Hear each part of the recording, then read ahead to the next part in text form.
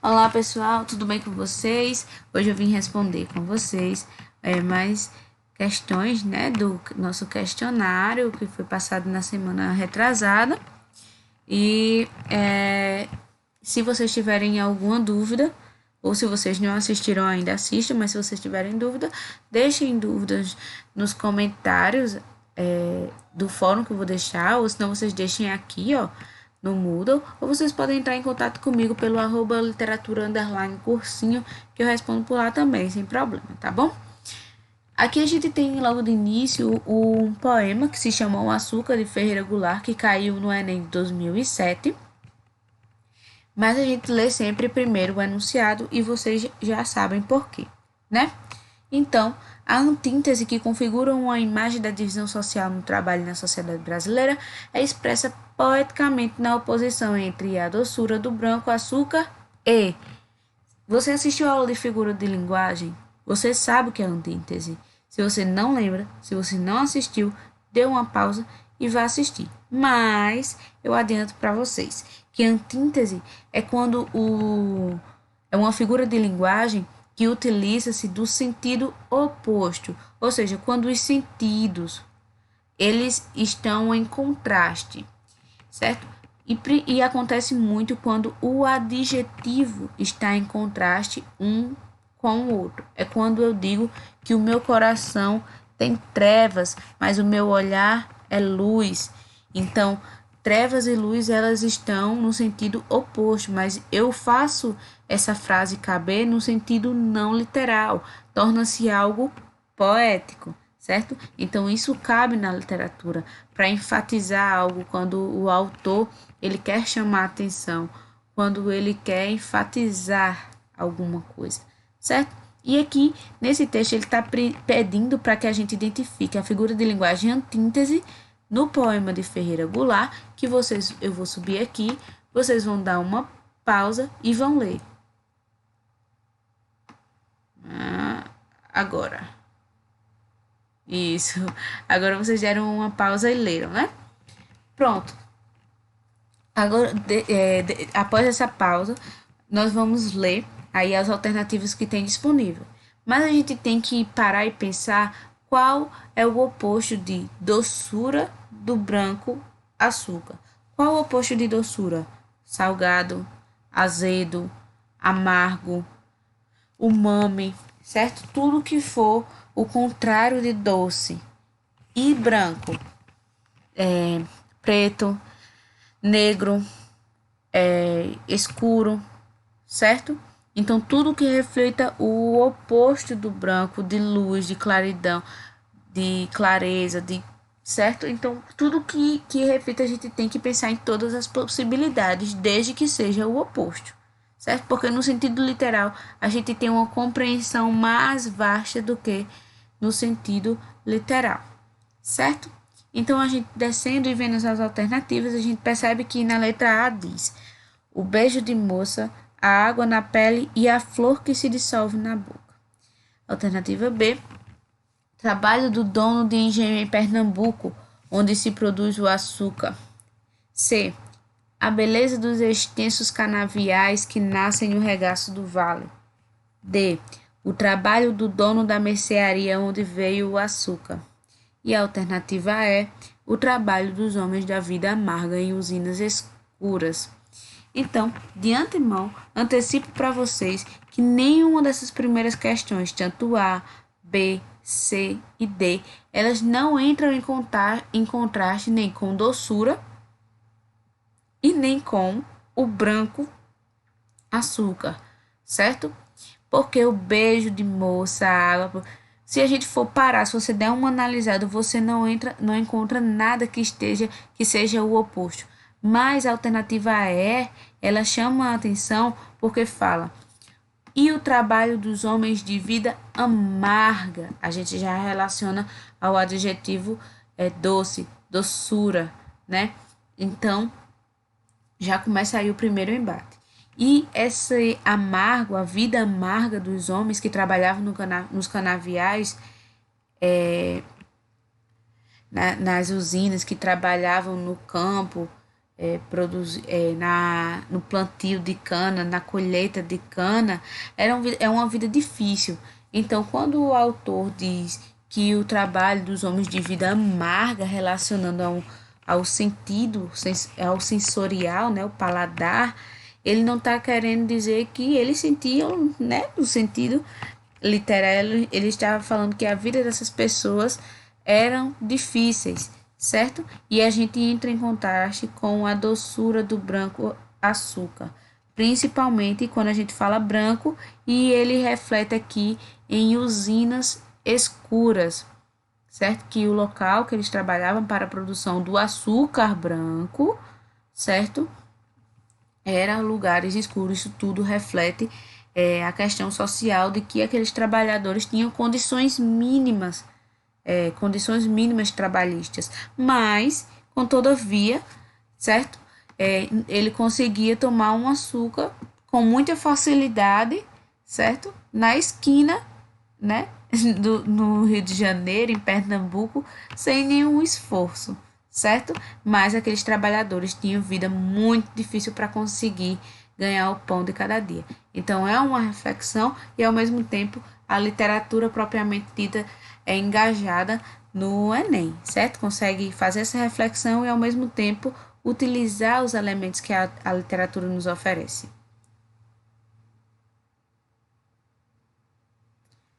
Então a gente tem a próxima questão. E a internet não colaborou. Então vamos lá. A gente tem aqui um texto, um poema, que se chama Metáfora de Gilberto Gil, certo?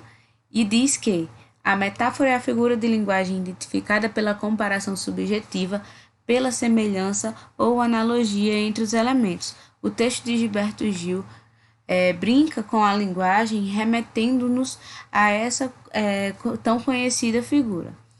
O trecho que se identifica a metáfora é: aí nesse momento vocês vão dar uma pausa e vão ler o poema, o texto de Gilberto Gil. Tendo lendo já, vamos refletir sobre as questões.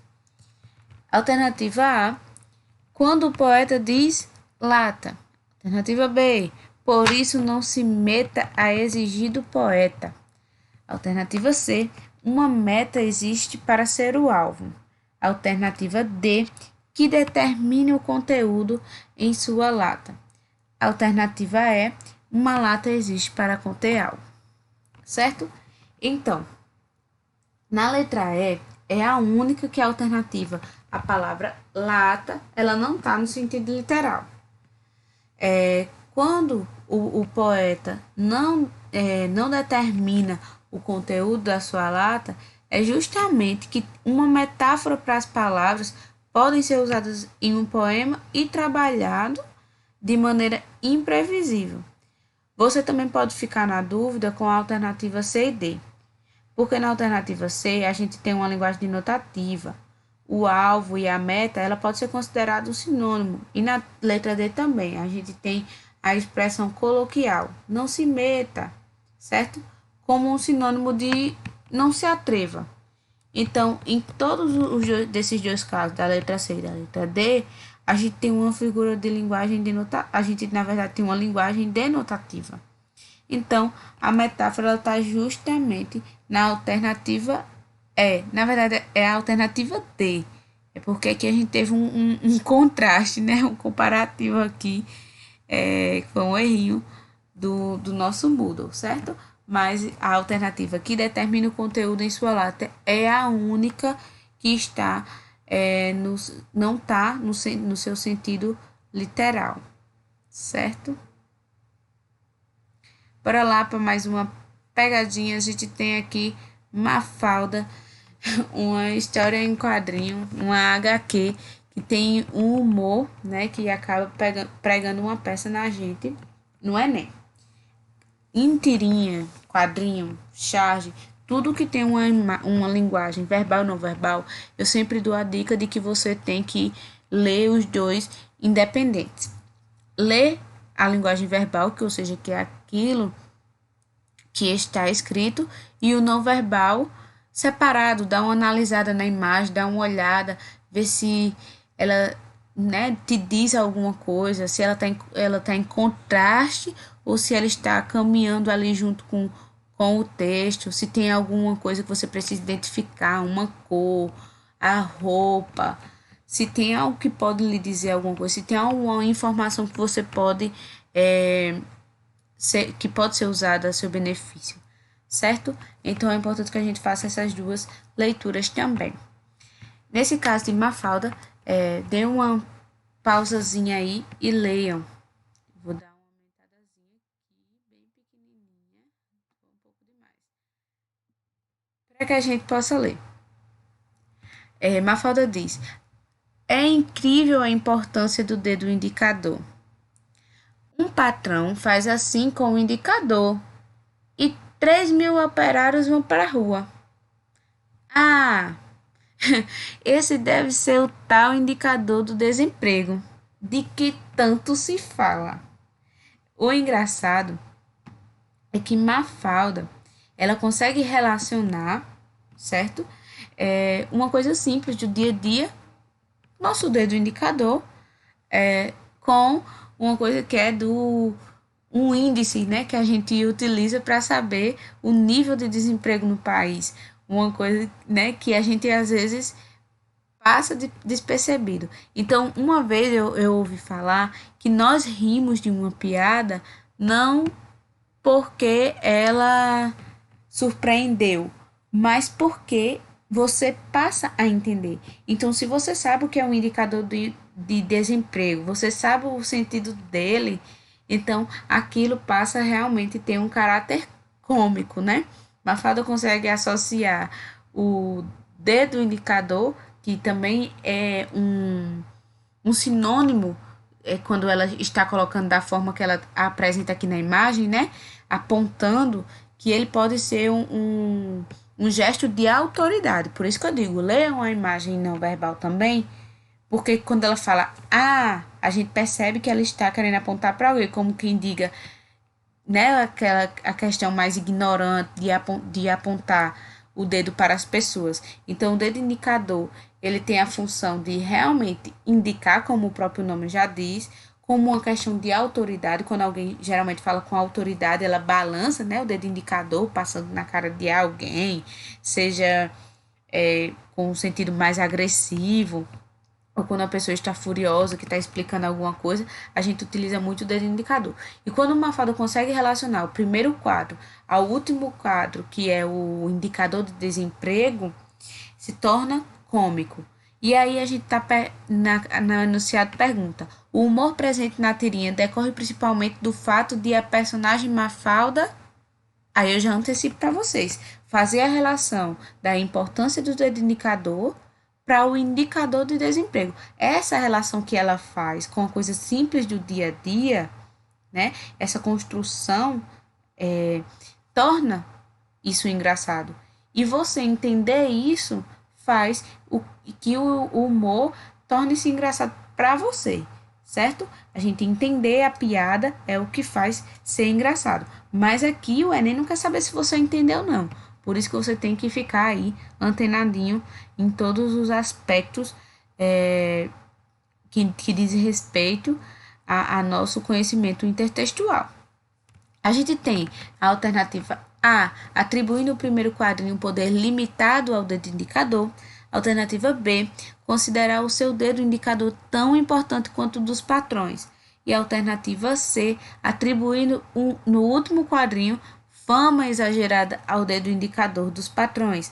Alternativa D, atribuindo no primeiro quadrinho e no último quadrinho o mesmo sentido ao vocábulo indicador. E a alternativa E, usar corretamente a expressão indicador de desemprego, mesmo sendo criança. E aí, o que é que vocês acham? Se você está pensando que é a alternativa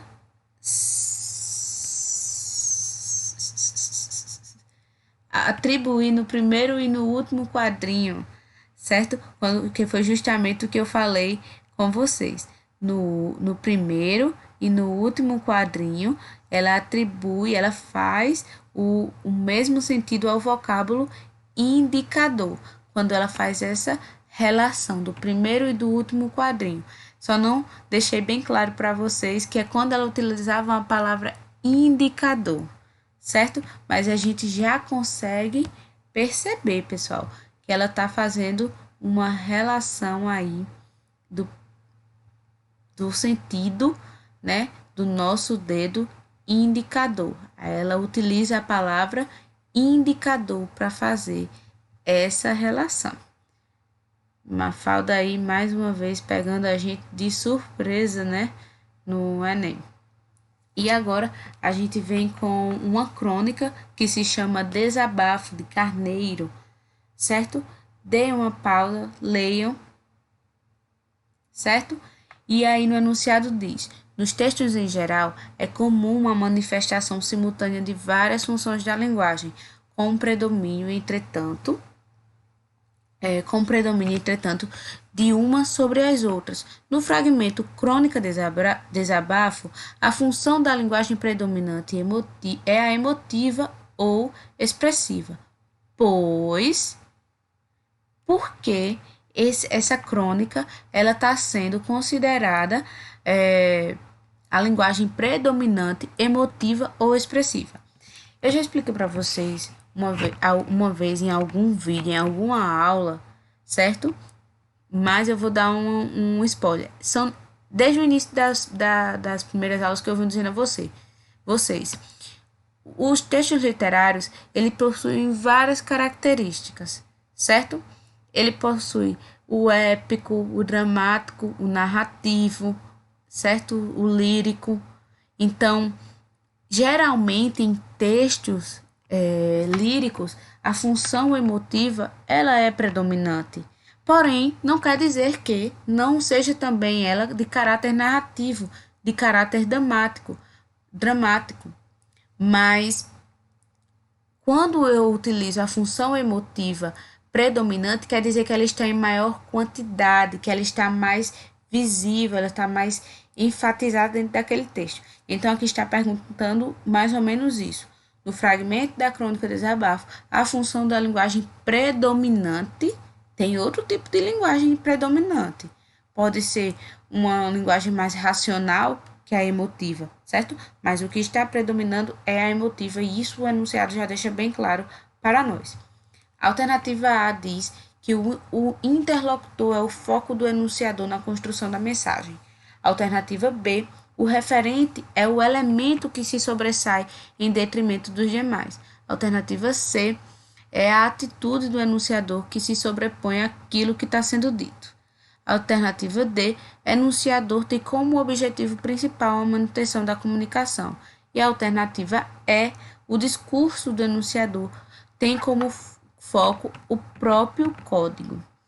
E aí a alternativa correta é a alternativa B, onde a atitude do enunciador se sobrepõe àquilo que está sendo dito, aquilo que está sendo mostrado, aquilo que ele destacou tanto. Nesse fragmento da Crônica de Desabafo, a gente percebe que a função emotiva ou expressiva da linguagem, porque as luzes recaem sobre o enunciador, certo? Então, a atitude se sobrepõe. A gente tem aqui a alternativa C, que também é a alternativa B, né?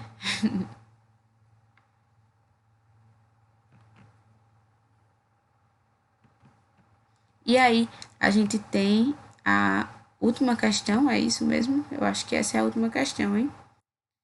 Nós temos aqui a última questão,